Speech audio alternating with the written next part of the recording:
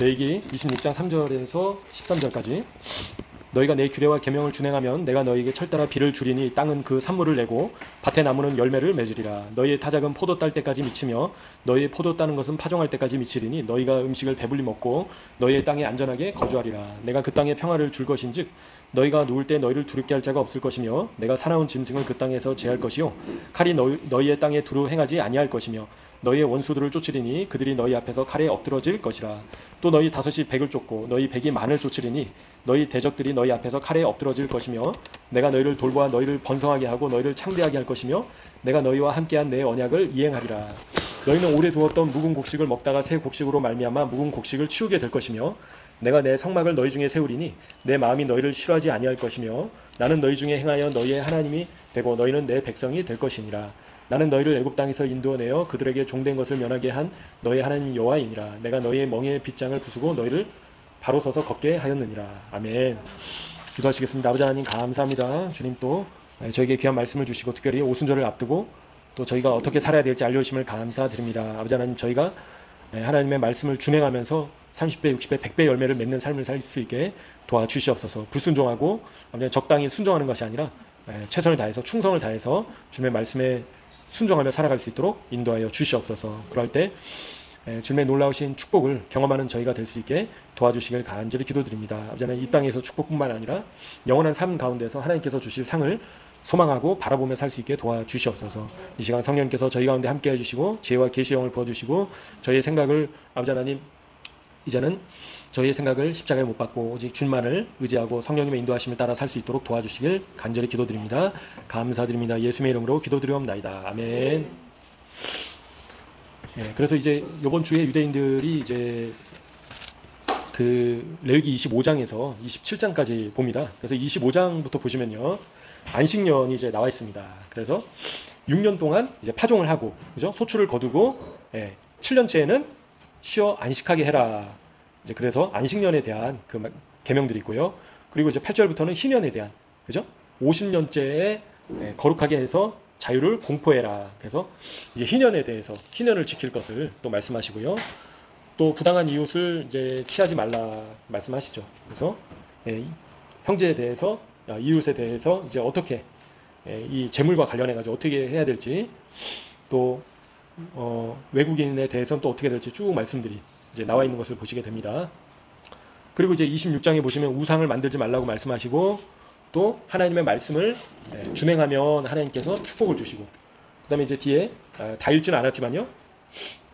하나님의 말씀을 14절에 청종하지 아니하면 하나님의 말씀을 준행하지 않으면 어떠한 벌을 받게 될 것인가 아주 자세하게 쭉 나와 있습니다. 그래서 이스라엘 백성들이 이 말씀 그대로 하나님의 또 벌을 징벌을 받게 된 것을 저희가 또 알게 되죠.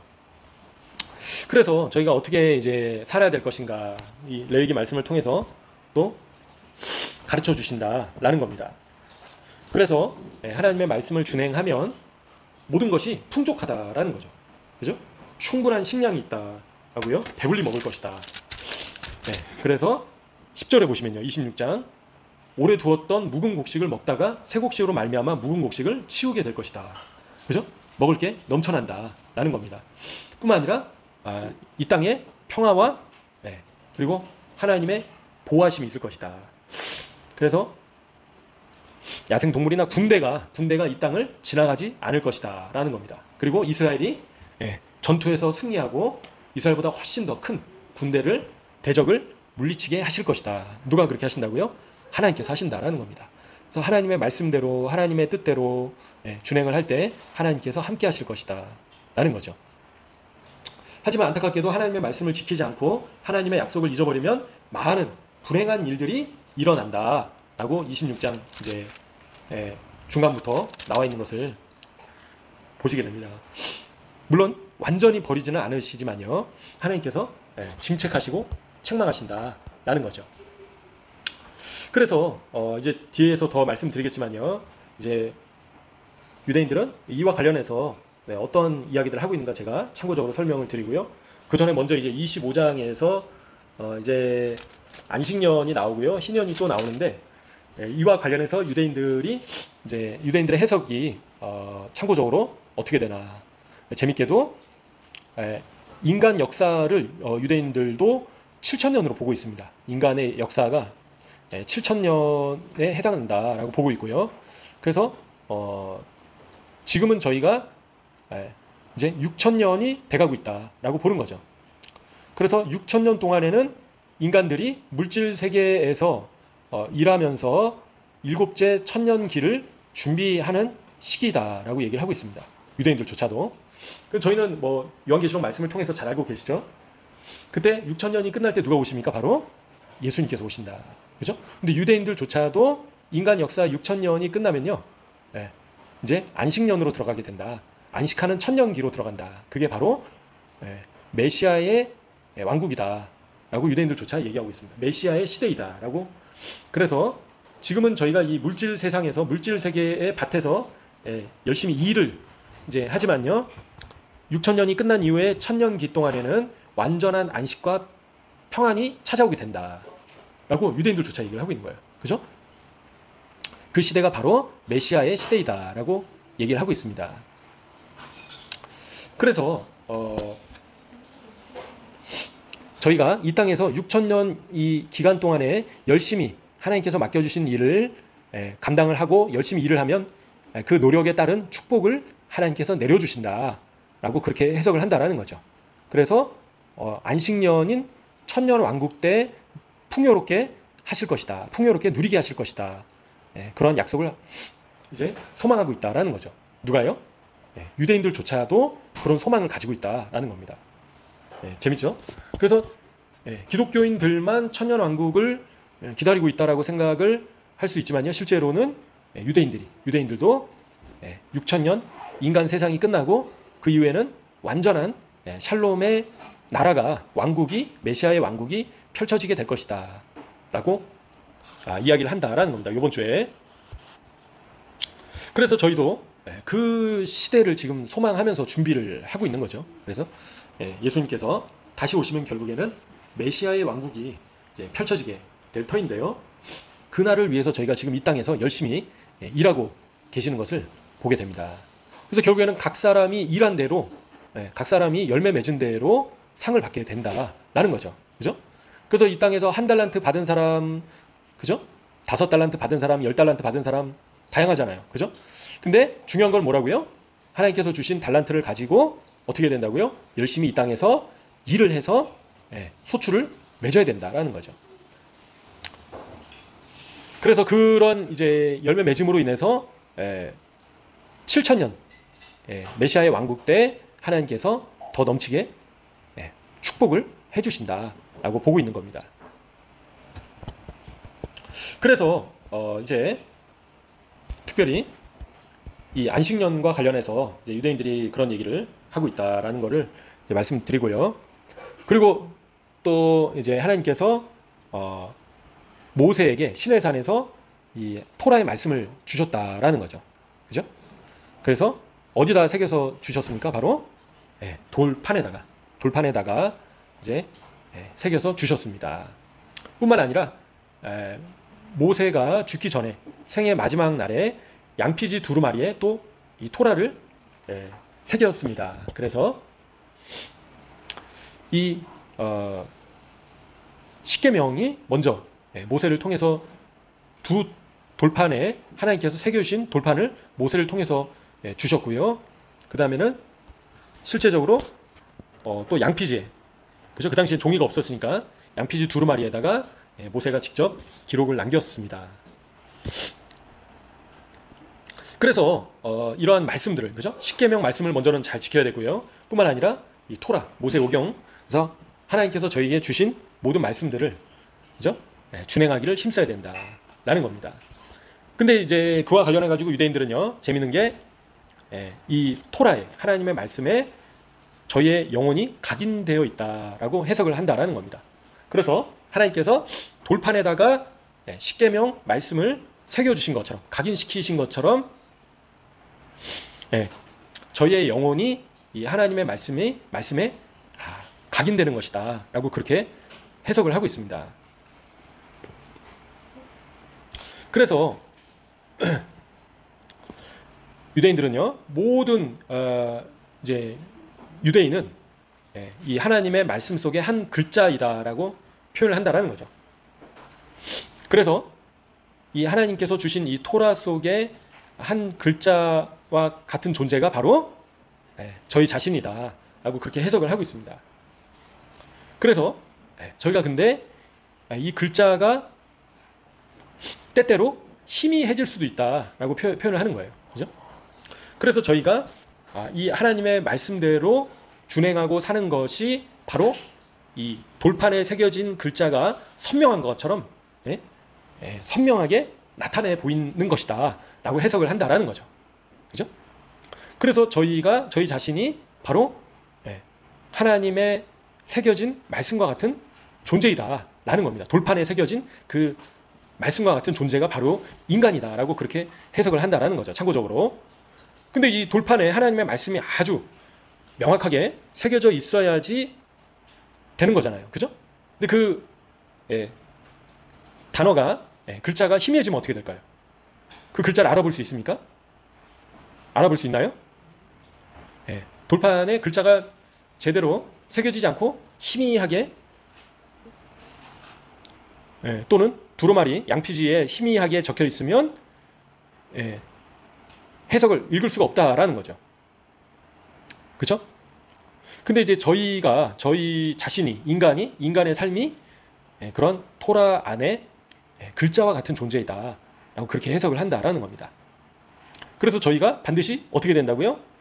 선명해야 된다라는 거죠. 희미해져서는 안 된다라는 겁니다. 그러니까 저희의 삶이 곧 말씀이 돼야 된다라는 거죠. 그래서 하나님의 말씀 안에 그런 글자와 같은 존재가 인간들이다 라고 그렇게 보고 있는 겁니다. 그죠? 어떤 사람은 알렙이고 어떤 사람은 베트고, 그죠? 이런 글자들이 조합을 이뤄서 하나님의 말씀을 나타내 보이고 있는 것처럼 모든 인간들이 하나님의 철자가 되어서 하나님의 말씀을 나타내 보여주고 있다라고 유대인들은 그렇게 해석을 한다라는 겁니다. 재밌죠? 그래서 저희가 사는 삶이 저희가 나타내 보이는 모습들이 결국에는 하나님의 말씀을 표현하고 있는 것이다 라는 겁니다. 그래서 결국에는 저희가 하나님의 말씀을 무시하고 모르고 희미해져 버리면, 그죠? 저희를 통해서 하나님의 말씀이 선명하게 나타날 수가 없다라는 거죠. 어떤 의미인지 아시겠죠? 그래서 저희의 삶이 아주 하나님의 말씀을 명확하게 나타내 보여야 된다라는 겁니다. 저희의 삶을 통해서 하나님의 말씀을 볼 수 있어야 된다라는 거죠. 하나님의 뜻을 알 수 있어야 된다라는 겁니다. 그죠?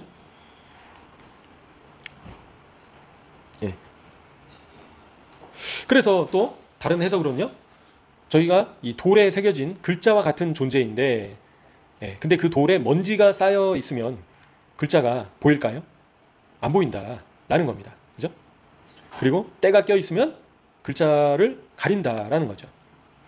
그래서 그러한 글자가 잘 보이도록 먼지를 닦아내고, 그리고 때를 닦아내야 된다라는 겁니다. 그러할 때 완벽하고 아름다운 글자가 드러나게 된다라는 거죠. 그래서 저희의 삶이 하나님 앞에서 먼지로 쌓여 있고, 그죠? 때로 가득 차 있으면 하나님의 이 토라, 그죠? 하나님의 말씀을 제대로 나타내 보일 수가 없다라는 겁니다. 그래서 저희의 삶 가운데 먼지와 같은 것은 무엇일까요? 그죠?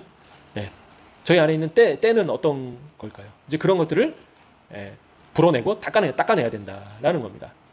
그래서 저희의 삶이 토라와 같은 삶이 되어야 된다라는 거죠. 그죠? 토라의 그런 하나님의 말씀을 저희의 삶을 통해서 나타내 보여야 된다라고 유대인들조차도 이야기를 하고 있다라는 겁니다. 그래서 저희가 말씀을 아는 것으로는 그게 나타나지 않는다라는 거죠. 그죠? 삶을 통해서 저희의 손과 발을 통해서, 저희의 섬김을 통해서, 또 저희의 순종을 통해서 외적으로, 그죠? 하나님의 말씀이 나타날 수 있도록, 그죠? 눈으로 보여지도록 해야 된다라는 겁니다. 그냥 가만히 있으면, 그죠? 가만히 있으면 먼지가 쌓이게 되죠. 먼지가 쌓이게 됩니다. 그래서 먼지를 제거하고 찌기를, 죄된 더러운 찌기를 제거해야 된다라는 겁니다.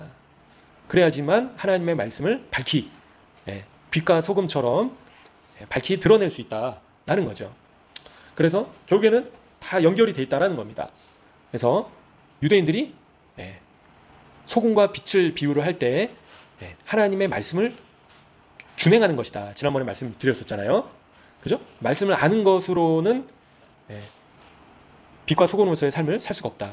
그래서 결국에는 말씀대로 살고 말씀을 준행하고 그리고 착한 일을, 그죠? 착하게 살 때 빛과 소금으로서의 삶을 살 수 있다라는 겁니다.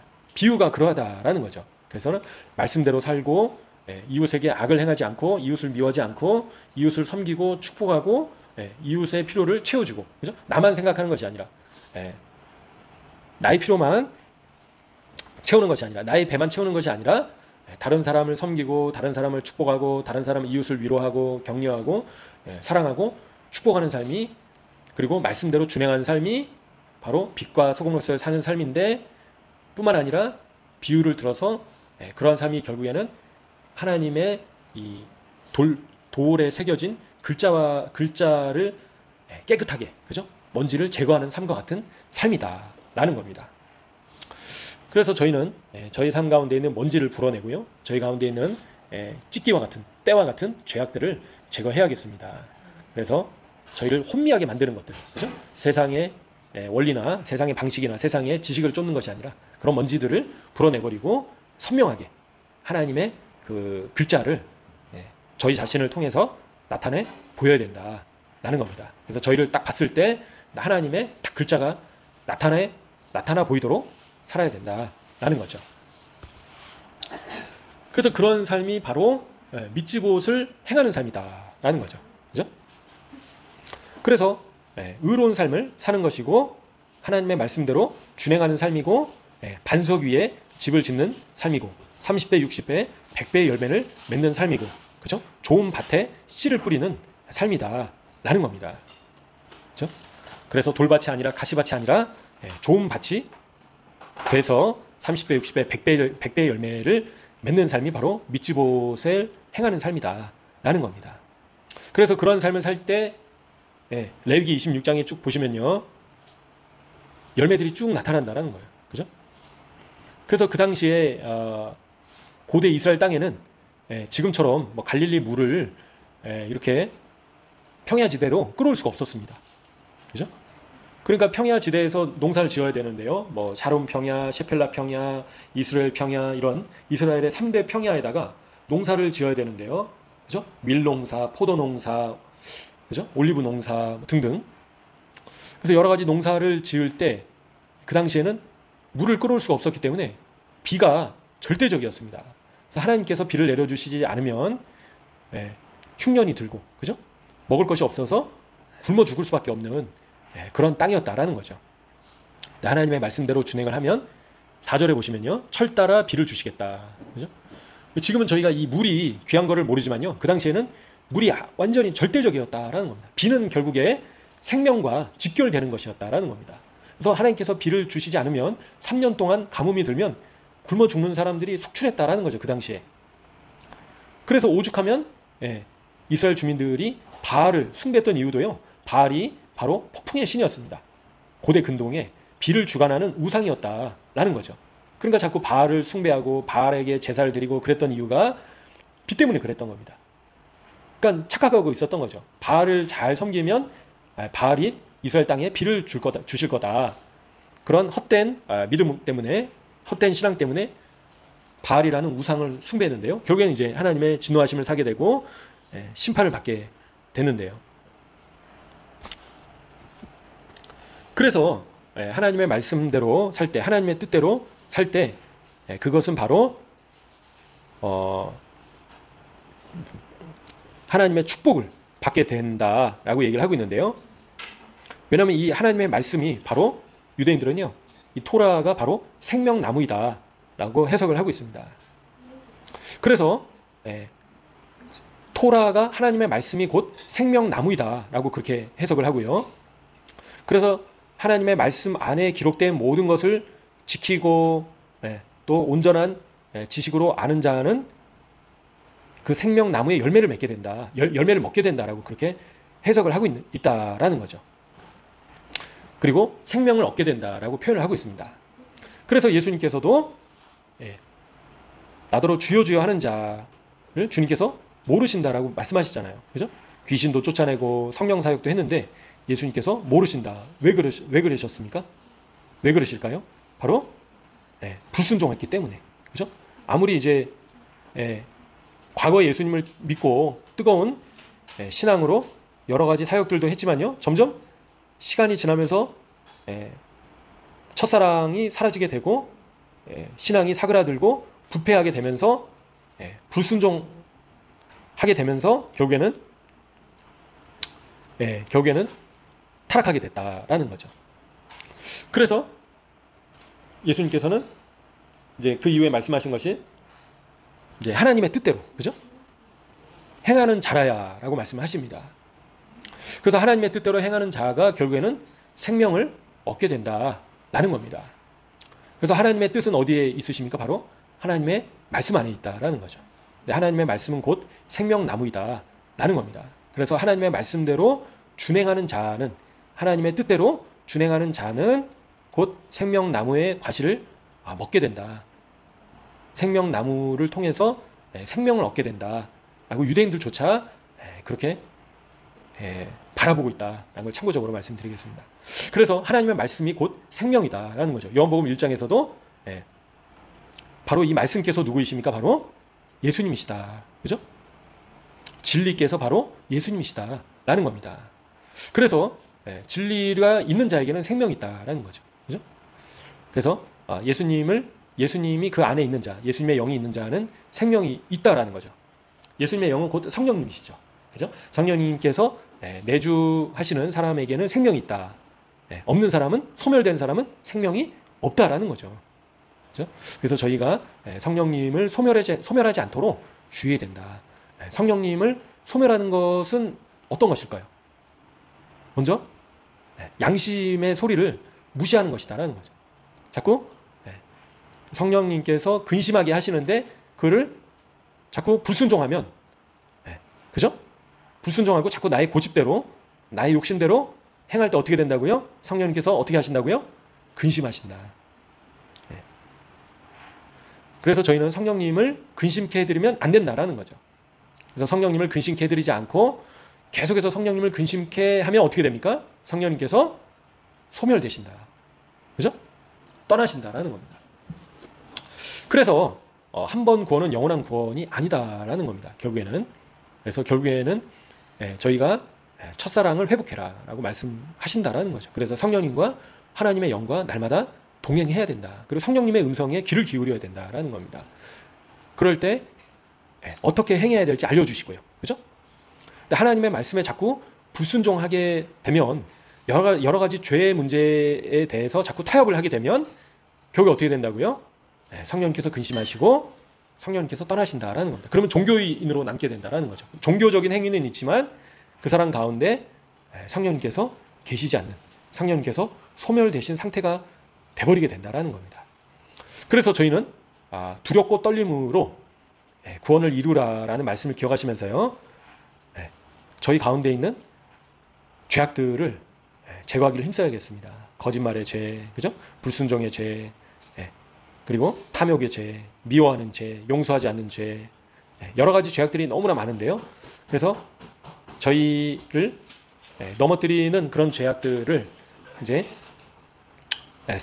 죄악들과 싸워서 반드시 승리해야겠습니다.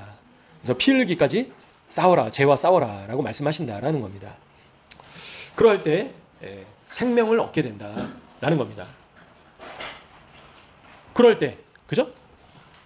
승리하는 삶을 살 때 결국에는 누가 공급해 주신다고요? 바로 하나님께서 공급해 주신다.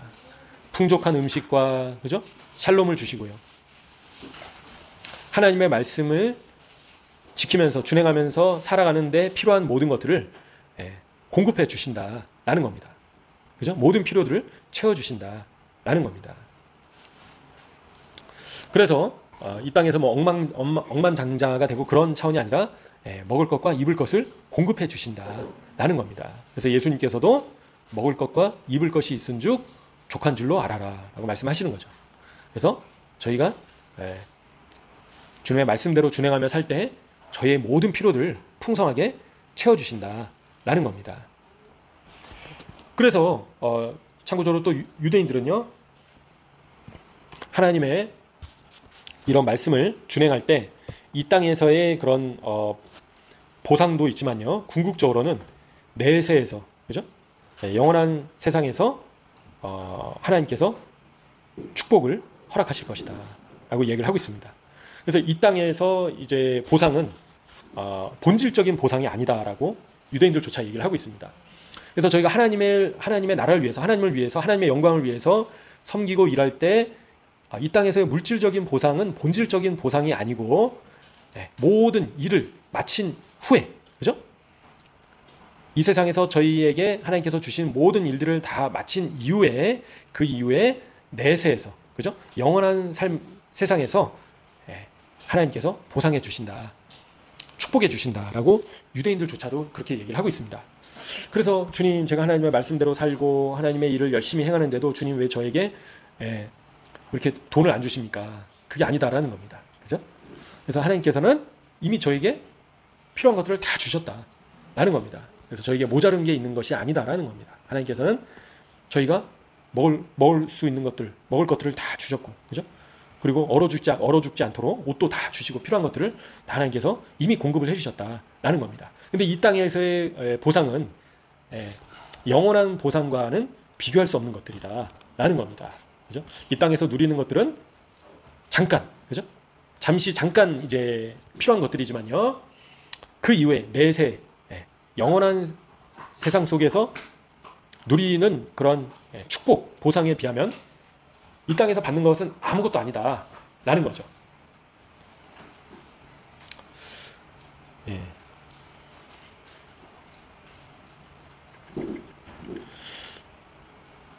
그리고 이제 유대인들은요, 26장에서 재밌는 거는 이 3절 이후에 이 하나님의 놀라우신 이 축복들이 또 천년 왕국 때, 메시아의 왕국 때 완벽하게 성취가 된다라고 해석을 하고 있습니다. 그래서 모든 종류의 나무의 열매를 먹게 될 것이다. 이제, 그죠? 풍성하게 부족함 없이 또 먹게 될 것이다. 그리고 6절에서도 평화를 주실 것을 약속하셨는데요, 메시아께서 오신 이후에 완전한 평화가 오게 될 것이다, 그렇게 보고 있고요. 그리고 6절에서 칼이 행하지 않을 것이다. 그래서 더 이상 전쟁이 없다라는 거죠. 전쟁이 아예 없다는 겁니다. 총칼에 죽는 자도 없다라는 거죠. 그래서 완전한 축복, 그죠? 완전한 나라가, 평화의 나라가 도래하고 있다라는 겁니다. 그래서 이 땅에서의 보상뿐만 아니라 메시아의 나라에서, 메시아의 시대에 하나님께서 완전한 보상을 허락해 주신다라고 유대인들조차도 이야기를 하고 있습니다. 그래서 주님, 이 땅에서 왜 이렇게 저를 축복을 안 해주십니까? 그렇게 얘기할 필요가 없다라는 겁니다. 그죠? 그래서 이 땅에서의 복은 한시적인 것이고 제한적인 것이다 라는 겁니다. 이 세상, 그 다음 세상, 하나님께서 주실 보상과 축복이 영원한 것이고, 그죠?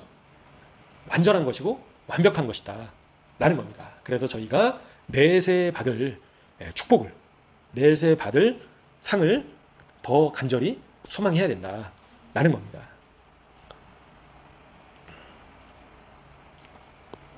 근데 26장 14절부터 보시면요, 불순종할 때, 그죠? 하나님의 말씀을 무시하고 준행하지 않을 때 여러 가지 어려움들이 닥치게 된다. 재앙이 내려지게 된다. 질병이 생기게 된다. 그죠? 먹을 것이 사라지게 되고요. 그리고 대적들이 일어나게 된다. 이걸 저희가 보시게 됩니다. 황량하게 될 것이다. 그죠? 쫓겨나게 될 것이다. 그래서 이 땅이 황무하게 될 것이다. 그래서 그래서 이 땅에서 저희가 어떻게 순종하냐 또 불순종하냐에 따라서 결과가 이제 완전히 달라지게 된다라는 거죠. 근데 이 죄를 짓는 것이, 그죠? 불순종하는 것이 결국에는 저희 육신의 이 살에 그런 상처가 생기는 것과 이제 같다라고 이제 그렇게 비유를 또 하는데요, 유대인들이. 그래서 저희의 몸에 감염이 돼가지고 상처가 생겨가지고 여기가 이제 살이 부패하고 썩어 들어가고 고통스러운 이제 그런 아픔처럼 죄를 지었을 때 영적인 상처가 생기는 것이다라고 이제 그렇게 유대인들은 얘기를 하고 있습니다. 그래서 저희 영혼의 안에 상처를 입히는 그런 이물질, 그런 가시와 같은 것이 영혼의 살에 박혀가지고 이제 상처를 생기게 만들고 부패하게 만들고 그리고 감염되게 만든다라고 이제 그렇게 해석을 한다라는 거죠. 그래서 저희의 이제 이 살이, 그죠? 저희의 몸에 상처가 났을 때 소독을 하고, 그죠? 그래서 그거를 이물질을 잘 제거를 해야 된다. 그리고 그런 것처럼 저희의 영혼에 가시를 상처를 내고 염증을 일으키고 감염을 시키는, 그죠?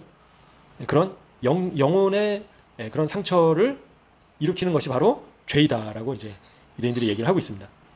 그래서 그런 죄가 바로 영혼과 몸과 마음을 다 고통스럽게 만드는 것이다 라고 얘기를 하고 있죠. 그래서 영혼의 상처를 일으키는 그런 죄의 가시를 뽑아내야 된다 라고 유대인들조차 얘기를 하고 있는 겁니다. 그래서 그 죄를 뽑아내지 않으면 계속 그 자신의 영혼에 영혼에 상처가 아물지 않게 하고 계속 고통스럽게 하고 부패하게 하고 염증을 일으키게 되고 심지어는 팔다리를 잘라야 될 수도 있다는 거죠. 그래서 그런 죄의 문제가 해결되지 않으면 저희의 영혼 안에서 계속 저희의 영혼을 부패시키게 만든다. 감염되게 만든다라는 겁니다. 뭐가요? 죄가. 그래서 저의 삶 가운데 해결되지 않는 죄의 문제, 영혼의 죄의 가시를, 영혼의 가시와 같은 그런 죄를 뽑아내시기를 간절히 소원합니다. 근데 그거를 제거하고 소독을 하고 상처가 아물도록 해야 된다라는 거죠. 그래야지 온전한 회복이 있을 수 있다. 치료가 있을 수 있다라는 거죠. 그래서 그 죄를 제거하지 않은 상태에서는 영혼이 치유되지 않는다라는 거예요. 치료되지 않는다라는 겁니다. 그죠? 그래서 예수님의 보혈을, 그 죄의 가시를 뽑아내야지. 그죠? 예수님의 보혈만 뿌리고 발라서 되는 게 아니라 죄를 회개하고 제거해야 된다라는 겁니다. 뽑아내야 된다라는 겁니다. 그래서 저희의 삶 가운데, 저희의 영혼 가운데 자꾸 이 뽑혀지지 않는 가시와 같은 그런 죄를 저희가 반드시 뽑아내야 되고 제거해야 된다. 어떤 죄가 있을까요? 각 사람마다 다 다양하죠. 미워하는 죄, 용서하지 않은 죄, 판단하는 죄, 정죄하는 죄, 그죠? 마음으로 짓는 죄, 입술로 불평, 불만하는 죄, 부정적인 말하는 죄, 믿음이 없는 말하는 죄, 다른 사람을 찍는 말하고 다른 사람을 공격하고 말로 죄를 많이 짓죠, 저희가. 그래서 말이 온전한 자가 되어야겠습니다. 그리고 마음으로도 마찬가지로 아우 저 사람은 왜 저 모양일까 판단하고 정죄하고 미워하고 용서하지 않고 이런 모든 죄의 가시를 저희가 반드시 뽑아내야겠습니다. 그죠? 또 이 세상을 사랑하고, 그죠? 이 세상이나 세상인 것들을 사랑치 말라 말씀하셨는데요. 육신의 정욕과 안목의 정욕과 이생의 자랑 이런 것들을 쫓으려는 마음들, 그죠? 쫓으려는 행동들 이런 것들을, 이런 가시들을 저희가 다 뽑아내야겠습니다. 그런 것들을, 그런 죄악들을 뽑아내지 않고서는 이게 온전한 치료가 있을 수 없다라는 거죠. 아무리 예배드리고, 그죠? 아무리 뭐 봉사하고 섬기고 종교적인 활동을 한다 하더라도 그 죄의 가시를, 뿌리를 제거하지 않으면, 뽑아내지 않으면 저희의 영혼이 계속해서 고통을 당하고, 저희의 육신이 계속해서 고통을 당하고, 저희의 몸이 아프고, 그죠? 저희의 영혼이 아프고 그런다라는 겁니다. 그래서 그 저희 내면에 깊숙이, 영혼에 깊이 박혀 있는 그런 가시들을, 그죠? 반드시 뽑아내시는 한번 되셔야겠습니다. 완전히 제거해야겠습니다. 그리고 나서 예수님의 보혈로 바르고 상처를 이제 소독하고 치료를 해야겠습니다. 그렇지 않으면 계속해서 고통을 당하고 괴롭고 아프고 힘들고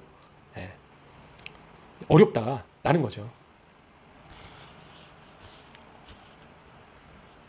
그래서 뿐만 아니라 계속해서 하나님께 불순종하고 하나님을 대항할 때, 대적할 때 하나님께서 열방 가운데 흩으시겠다. 그죠? 33절에 보시면요. 26장에 여러 민족 중에 흩을 것이다. 칼을 빼어 너희를 따르게 하실 것이다. 그 땅이 황무하고 너희의 성읍이 황폐하게 될 것이다. 그죠?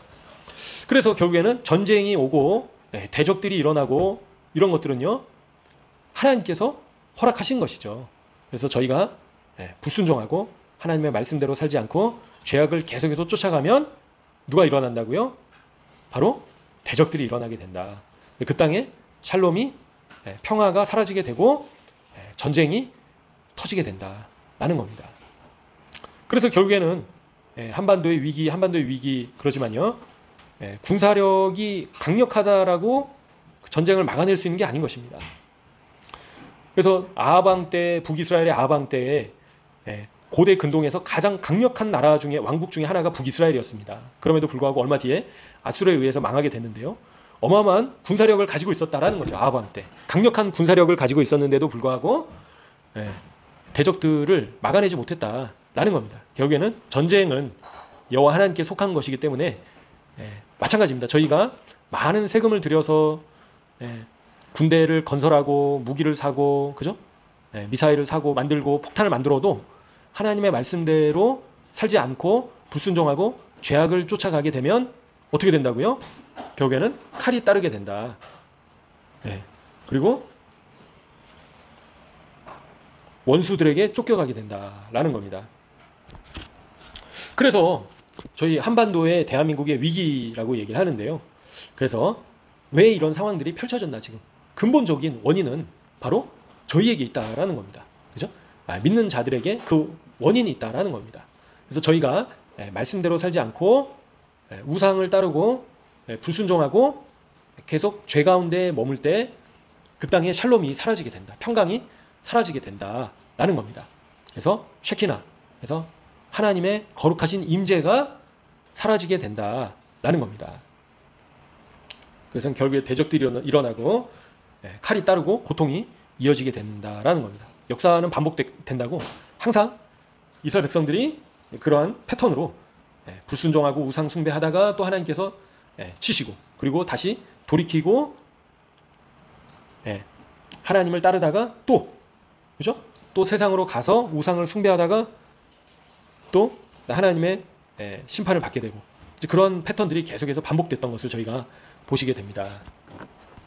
그래서 레위기 26장 말씀은 역사 속에서 계속해서 반복되고 있다라는 거죠. 그죠? 그래서 저희가 하나님의 말씀대로 살고 하나님의 말씀을 준행하고 하나님께 더욱더 부르짖을 때 하나님께서 지켜주시고 보호하시지만요. 하나님을 찾지 않고 세상으로 점점 더 가게 되면 결국에 하나님의 임재가 떠나가게 되고 하나님의 보호하심이 하나님의 그런 보호하심으로 인해서 그 땅을 지켜주시던 보호막이 사라지게 된다라는 거죠. 그러면서 대적들이 일어나고 그리고 칼이 따르게 되는 그런 역사들이 계속해서 수천 년에 걸쳐서 반복되고 있는 것을 저희가 보시게 됩니다. 그래서 고린도전서 10장 12절에서도 그런즉 선줄로 생각하는 자는 넘어질까 조심해라. 그죠? 그래서 저희 자신 개인뿐만 아니라 또 한국의 교회가 우리가 이렇게 위대한 기독교를 이렇게 부흥이 많이 됐는데 하나님께서 징벌하시겠느냐, 책망하시겠느냐. 근데 선줄로 생각하는 자는 넘어질까 조심해라. 그래서 저희가 항상 저희 자신을 믿지 않고, 그죠? 저희 자신을 과신하지 않고 넘어지지 않을까 조심해야 된다. 항상 주의해야 된다라는 것입니다. 그래서 내가 이렇게 과거에 열심히 신앙생활 했는데 그게 아니라 내가 지금 어떻게 살고 있느냐, 그죠? 그것을 보신다라는 겁니다. 그래서 하나님 안에서 걸어야 된다라고 유대인들조차 얘기를 하고 있다는 거죠. 하나님 안에서 걸어야 된다, 그죠? 하나님과 동행하는 정도가 아니라 주님 안에서 걸어야 된다 라고 유대인들조차 그렇게 표현을 하고 있다는 겁니다. 그래서 주님은 주님, 나는 나. 그래서 따로 걷는 것이 아니라 주님 안에 저희가 거하면서 주님 안에서 걸어야 된다 하고 그렇게 표현을 하고 있다라는 겁니다. 유대인들조차도요. 그래서 하나님의 말씀대로 준행하는 삶이 그러한 삶이다라고 표현을 한다라는 거죠. 하나님 안에서 걷는 삶, 곧 하나님의 말씀대로 준행하는 삶이다. 이것을 기억하시면 좋겠습니다. 그리고 이제 다음 주에 이제 용 예루살렘이죠. 그래서 예루살렘 데이, 예루살렘이 회복된 날입니다. 그래서 1967년도 이하르 28일 날, 그죠? 이스라엘이 예루살렘을 다시 수복한 날, 이 바로 용 예루살렘인데요. 그래서 이제 다음 주 용 예루살렘이 이제 며칠 안으로 다가왔는데요. 그래서 용 예루살렘이 일요일 저녁부터 이하르 28일입니다. 그래서 일요일 저녁부터 월요일 저녁까지가 참고로 용 예루살렘이다. 참고적으로 말씀드리겠습니다. 그래서 이날이 예루살렘이 회복된 날이구나. 그래서 이 67년도 이하르 28일 전까지는 요르단이 이 올드시티를 이제 관할하고 있었는데요. 이스라엘군이 이제 라이온 게이트를 통해서 들어왔죠. 그래가지고 올드시티를 이제 다시 되찾게 된 날이다 라는 걸 참고적으로 말씀드리겠습니다. 그래서 유대인들은 이 용 예루살렘을 또 사무엘 선지자를 기념하는 날이다라고 이제 얘기를 하고 있고요. 그래서 예루살렘과 사무엘의 철자가 같다라는 거죠. 그죠? 그래서 사무엘 그 단어의 철자를 재조합을 하면 예루살렘과 같다라는 겁니다. 그리고 또 놀라운 거는 이하르 28일은 어떤 날입니까? 바로 예수님께서 태어나신 날이다라는 겁니다. 그래서 2000년 전에 약 2000년 전에 예수님께서 유대력으로 태어나신 날짜가 이하르 28일이었다는 것을 참고적으로 말씀드리고요. 그리고 태양력으로는 그날이 바로 5월 14일이었다는 것을, 그렇죠? 그래서 5월 14일은 태양력으로 5월 14일, 유대력으로 이하르 28일이 예수님께서 태어나신 날이다. 근데 48년도 5월 14일이 어떤 날이었죠? 바로 이스라엘이 독립한 날이다. 그리고 67년도 이하르 28일은 예루살렘이 회복된 날이다 라는 것을 참고적으로 말씀드리겠습니다. 그리고 또 더 놀라운 것은 이하르 28일이 어떤 날이라고요? 예수님께서 초실절날 부활하시고 40일째 되는 날, 그날이 언제라고요? 바로 이하르 28일이었다. 그래서 예수님께서 승천하신 날짜도 이하르 28일이었다 라는 겁니다. 놀랍게 맞아떨어지죠. 그래서 예수님께서 육신의 몸으로 이 땅에 오셨을 때도 이하르 28일, 그죠? 부활하시고 부활체로 승천하셨던 날도 이하르 28일이었다. 그리고 예루살렘이 회복된 날짜도 같은 날짜였다라는 겁니다. 그리고 예루살렘에서 통치하실 분이 바로 누구시라고요? 예수님이시다라는 겁니다. 예루살렘의 왕이 누구십니까? 바로 예수님이시다. 왕의 도시가 어디라고요? 바로 예루살렘이다라는 겁니다. 그래서 예루살렘이 바로 평화의 도시다. 건데요. 평화의 도시라는 뜻인데요. 그래서 이 땅에, 그죠? 이 도시에 왕께서 바로 예수님이신데 이 도시가 회복된 날이 바로 이하르 28일이다. 참고적으로 말씀드리겠습니다. 그래서 올해 이하르 28일은 이제 일요일 저녁부터 월요일 저녁까지다. 참고적으로 말씀드리겠습니다. 그래서 이하르 28일 날 감람산에서 누가 또 승천하셨습니까? 바로 예수님께서 이하르 28일 날 승천하셨다. 그죠? 그래서 제자들이 보는 가운데서 예수님께서 하늘로 올라가시고 구름이 이제 가렸다. 천사들이 또 내려왔었죠. 그래서 어찌하여 하늘을 쳐다보느냐? 너희가 본 그대로 예수님께서 다시 오실 것이다. 그래서 예수님께서 승천하신 것처럼 다시 이 땅에 재림하시게 된다. 라는 겁니다. 물론 이제 그 날짜가 이하르 28일일지는 지금으로서는 이제 뭐 알 수는 없죠. 그죠? 알 수는 없는데 가능성은 있겠죠. 충분히. 그래서 예수님께서 재림하실 날이 점점 다가오고 있구나. 이것을 저희가 보시게 됩니다. 그래서 예수님께서는 이 예루살렘을 택하신다. 다시 택하신다. 스가랴 2장에서도 나와 있고요. 그죠? 자기 소유를 삼으신다. 나의 소유로 삼겠다. 어디를요? 예루살렘을. 그리고 예루살렘을 택하신다라고 하시는 거예요. 그죠? 서울이나 뭐 뉴욕이나 그죠? 다른 나라의 도시가 아니라 이 땅에서 특별히 예루살렘을 나의 소유로 삼으시겠다. 그리고 예루살렘을 택하시겠다라고 약속을 하시는 것입니다. 시온에 따라 노래하고 기뻐해라. 여호와의 말씀에 이는 내가 와서 내 가운데 머물 것이다. 스가랴 2장 10절에 어디에 머무신다고요? 예루살렘에 머무신다. 누가 오신다고요? 예수님께서 오신다. 시온의 딸들아 노래하고 기뻐해라. 그분이 오신다라는 겁니다. 그분이 바로 예수님께서 오신다. 너 가운데 머물 것이다. 바로 예루살렘 가운데 내가 와서 예루살렘 너 가운데 내가 머물겠다 라고 예수님께서 말씀하시는 거예요. 그 회복된 날이 바로 이하르 28일이다. 그리고 스가랴 2장에서 또 보시면요. 스가랴 2장 보시면 불성벽이 되시겠다라는 거죠. 예루살렘의 불성벽이 되시겠다. 하나님께서. 그죠? 그래서 이 땅이 다른 어느 이 나라보다도 특별한 나라이고 특별한 도시다라는 겁니다. 예루살렘의 특별함을 기독교가 무시해서는 안 된다. 그죠? 그래서 기독교가 헬레니즘 영향 때문에 땅이 중요하지 않다라는 거예요. 우리 다 하늘로 올라가는데 이 땅이 왜 중요하냐? 왜 이 땅을 강조하냐? 자꾸 그러는데 그게 아니다라는 겁니다. 히브리적 관점에서는 이 땅과 하늘이 연결되어 있다라는 겁니다. 그래서 예루살렘도 라임이 쌍수, 그죠? 두 개이다라는 겁니다. 예루살렘이 두 개이다라는 거예요. 그죠? 하늘의 예루살렘과 땅의 예루살렘 두 개이다라는 겁니다. 그래서 하늘과 땅이 연결되어 있다라는 거죠.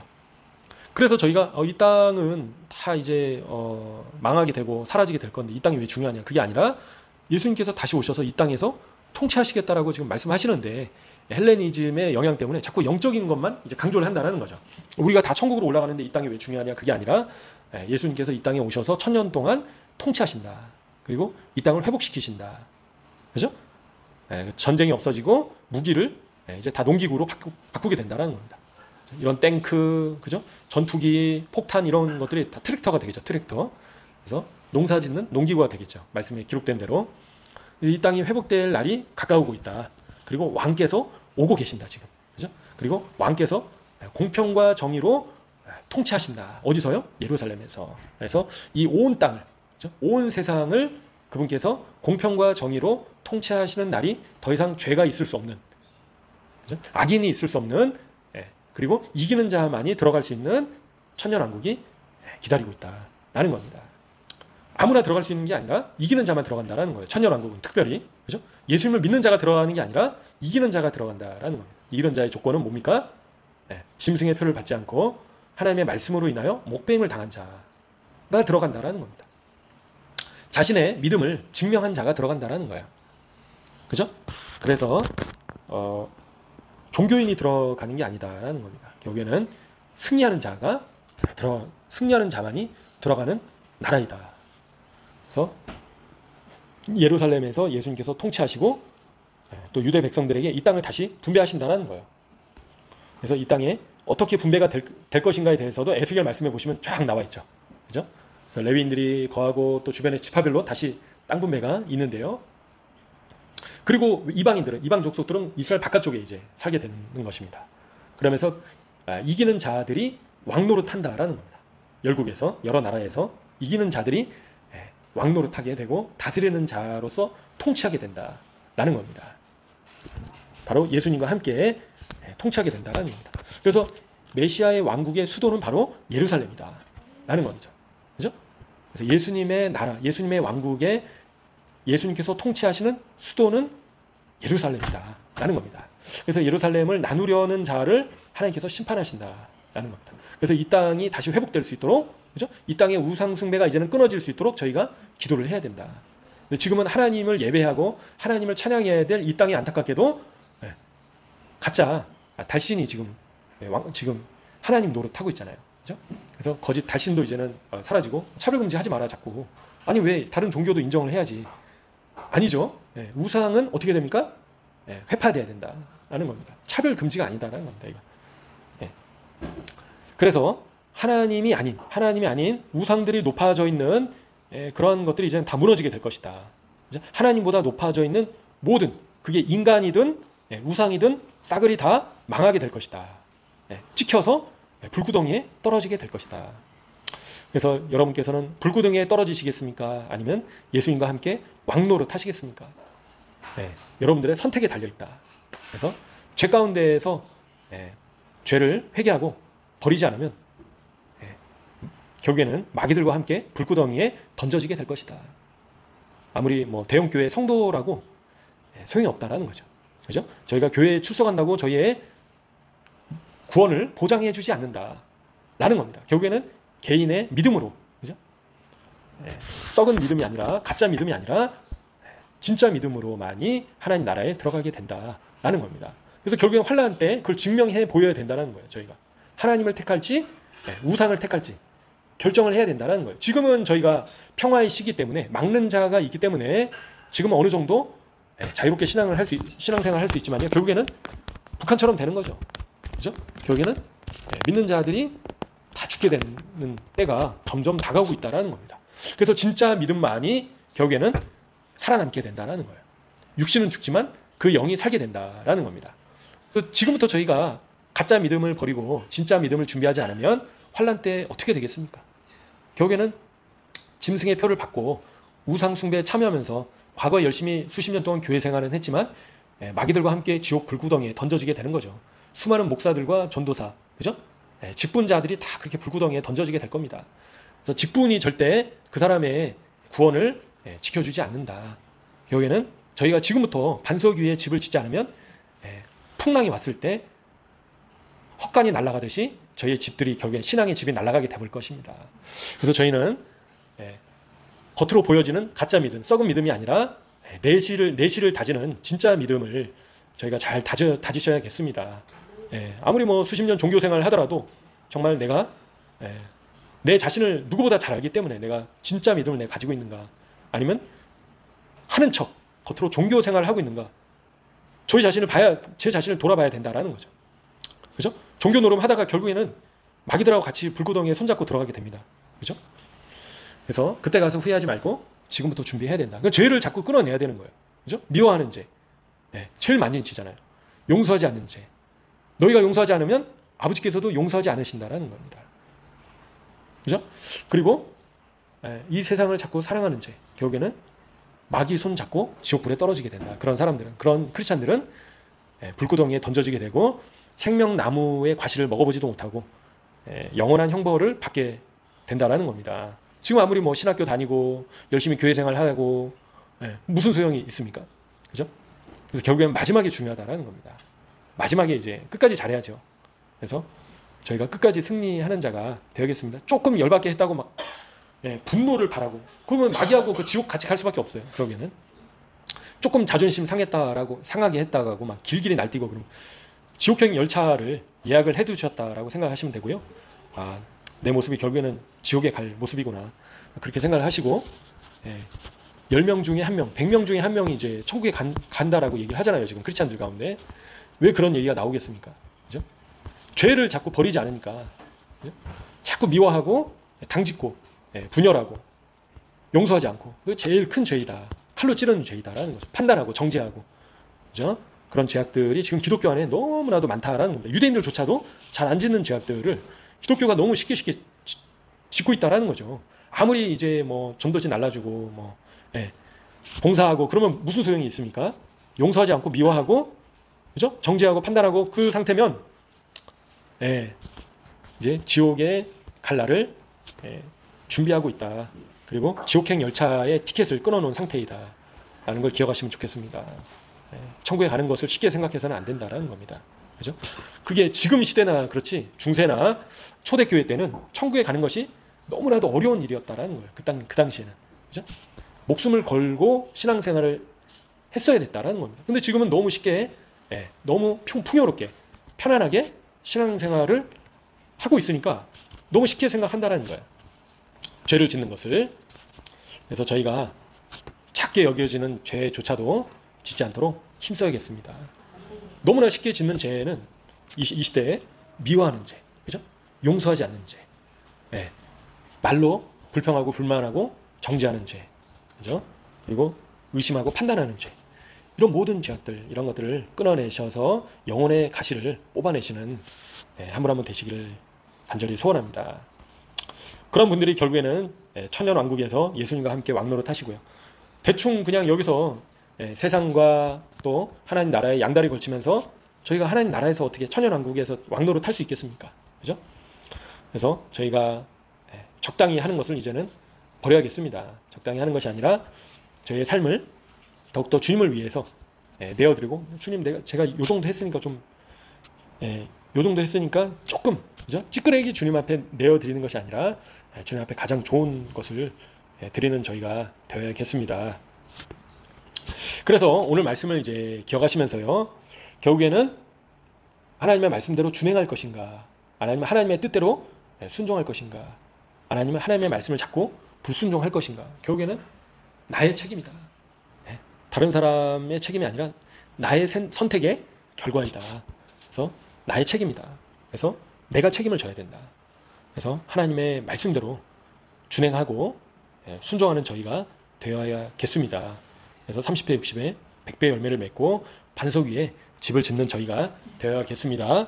허영심과 관련해 가지고 이제 유대인들이 이번 주에 얘기하는 것이, 그래서 모든 죄가 무엇으로부터 비롯되는가에 대해서 유대인들이 어떻게 그 원인을 이야기를 하냐면요, 하찮게 여기는 마음으로부터 죄가 비롯된다라고 유대인들이 얘기를 하고 있습니다. 그래서 하나님께서 저희 자신에게 그 부여하시는 그 중요성이 얼마나, 저희의 삶이나 저희가 행동하는 행동들 하나하나가 얼마나 중요한가에 대해서 민감하지 않을 때, 그죠? 그걸 하찮게 여길 때 죄가 시작된다라고 얘기를 하고 있고요.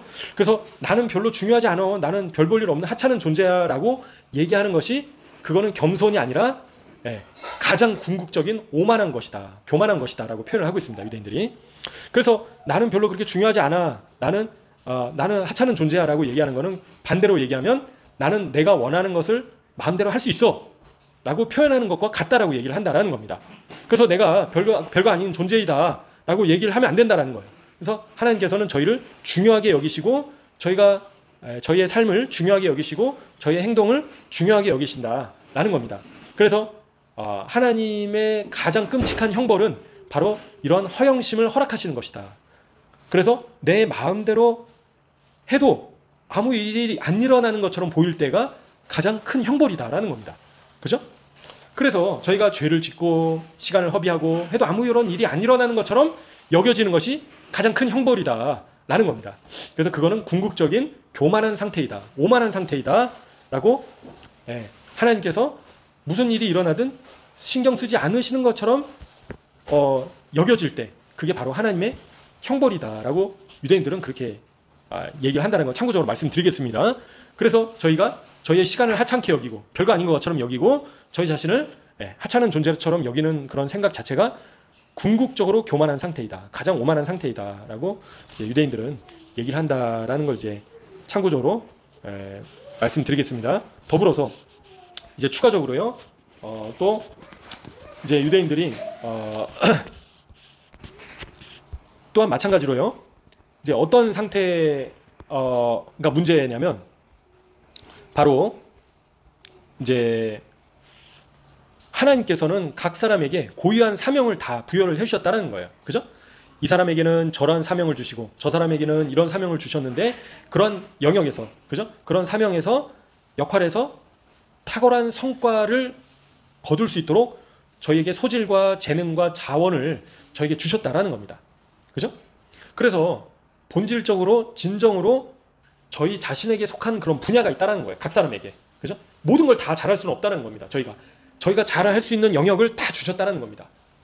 그래서 모든 인간들은 그런 영역에서 집중을 하고 열매를 맺기를, 탁월한 성과를 거둬야 된다는 겁니다. 그렇지 않고 모든 분야에서, 나와 관계가 없는 모든 분야에서 그런 모든 일들을 다 시도하고 인생을 헤매는, 길 잃은 영혼과 같은 그런 삶을 살지 말아야 된다라고 유대인들이 얘기한다는 걸 참고적으로 또 말씀드리겠습니다. 그러니까 이것도 해보고 저것도 해보고 호기심에 저것도 해보고 그죠?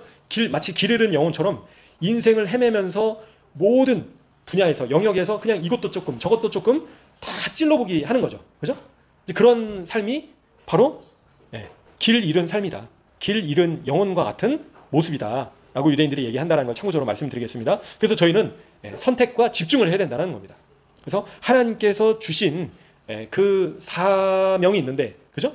거기에 저희의 소질과 저희의 재능과 저희의 자원을 집중해서 탁월한 성과를 이뤄내야 된다라고 유대인들조차도 그렇게 얘기를 하고 있다는 겁니다. 그렇지 않고 그냥 막 저기도 가보고 여기도 가보고 그냥 막 다 그죠? 길 잃은 영혼처럼 헤매지 말라 인생을. 그래서 인생을 돌아봤을 때 내가 뭘 했나, 아무런 성과가 없는 그런 삶을 살지 말라라고 유대인들조차 주의해야 된다라고 얘기를 한다는 걸 참고적으로 추가적으로 말씀드리겠습니다. 오늘 말씀을 잘 기억하시면서요, 주님 오늘과 같은 내일, 내일과 같은 모레 계속 똑같은 삶이 아니라 변화될 수 있게 도와주시옵소서. 저희 안에 있는 모래와 같이 작은 찢기와 같은 그런 죄악들도 뽑아낼 수 있게 도와주세요. 그래서 저희 안에 있는 티끌처럼 작게 여겨지는 죄악들도 끊어낼 수 있게 도와주세요. 그리고 날마다 넘어지다가 일주일에 한 번 예배 드릴 때만 정신 차리는 것이 아니라 매일의 삶이 변화될 수 있도록 도와주세요. 시간을 허비하지 않게 도와주세요. 때가 악하기에 시간을 허비하지 말라는 주님의 말씀을 기억하면서 주님의 일에 더욱더 열심을 낼 수 있게 도와주세요 라고 기도하시면서 나가시면 좋겠습니다. 기도하시겠습니다. 주여 아버지,